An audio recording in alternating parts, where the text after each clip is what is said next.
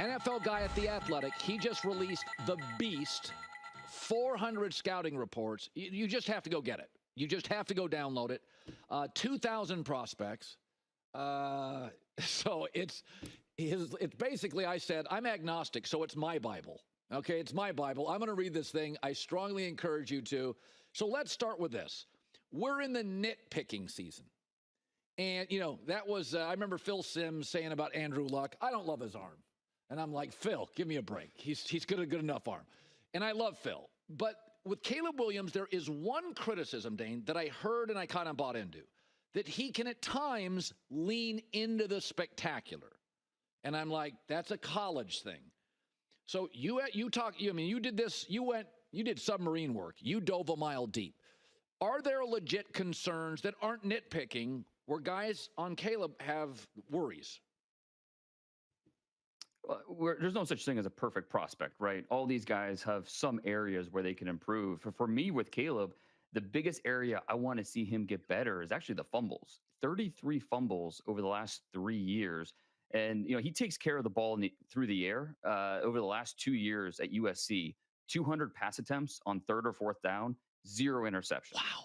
But over the last 3 years in college, he has 33 fumbles. And so he leads all of college football in touchdowns, 120, but he also leads college football in fumbles. And so ball security must get better. I do think that there are times where he will search for the home run instead of taking the single or the double.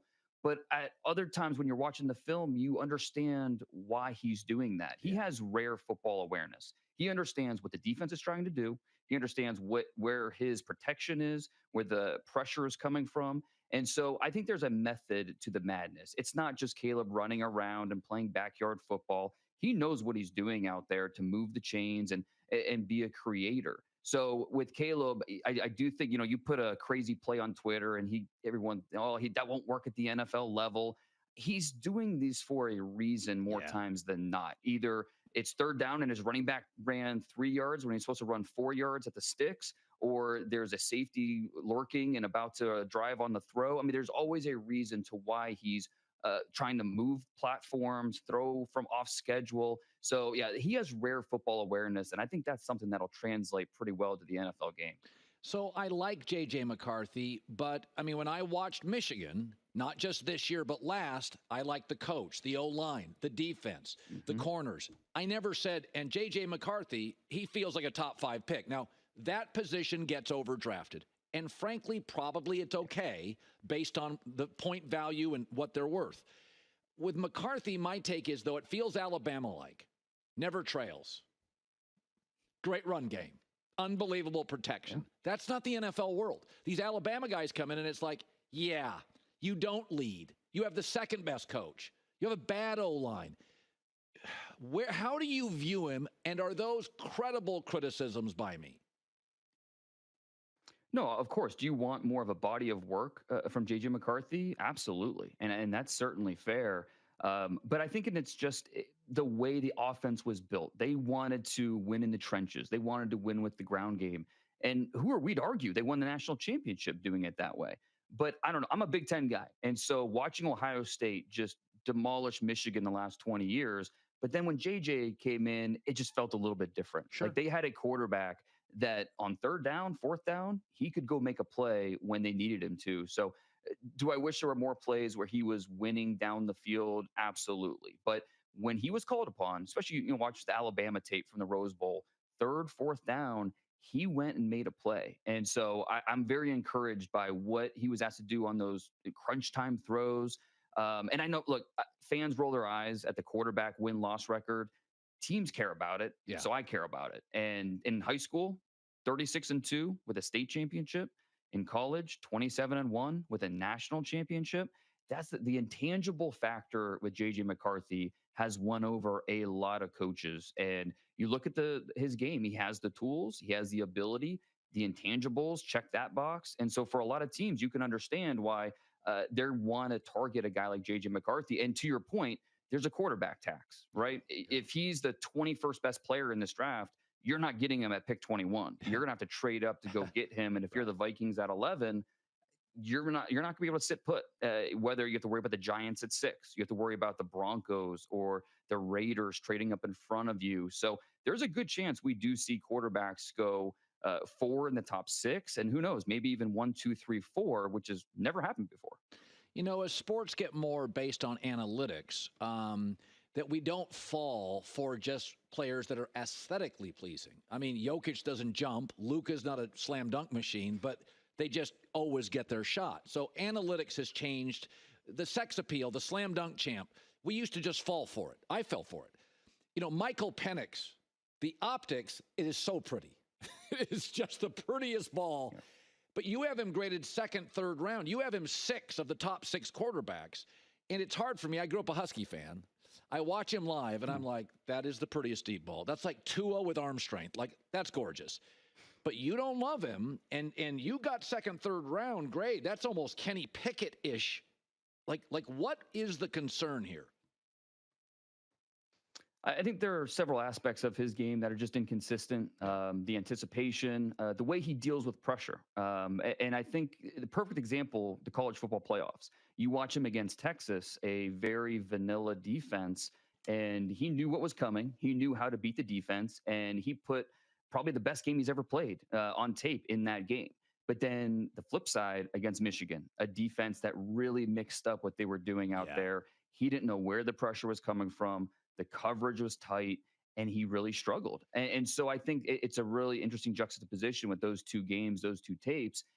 What's the NFL going to show you? It's not the Texas game. He's going to see a lot more Michigans at the next level. And it's not to say that I dislike Michael Penix.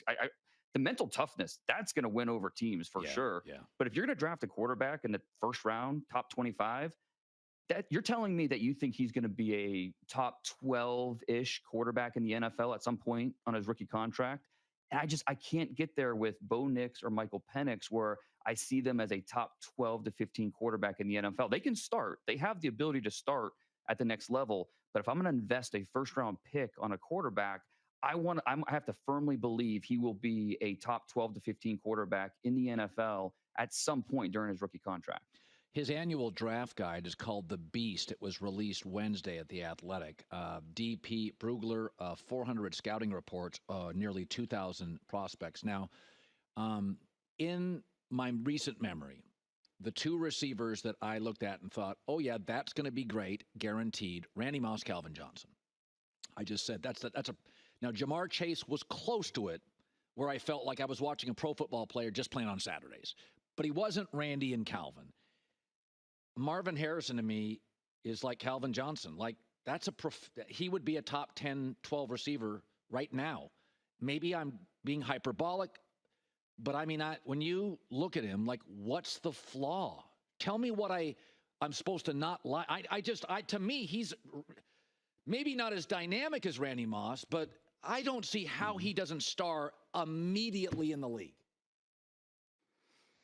It's hard not to be hyperbolic when you talk about him, because so many areas of his game are well above average. And what you love about him is, yeah, he has size. He's over 6'3", 210, and he has athleticism. Even though he didn't test, he would have run in the 4.4s. His agilities would have been very good.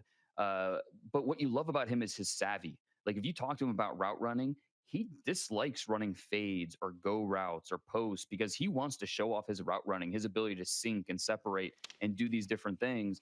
And then at the catch point, that's where he really shines.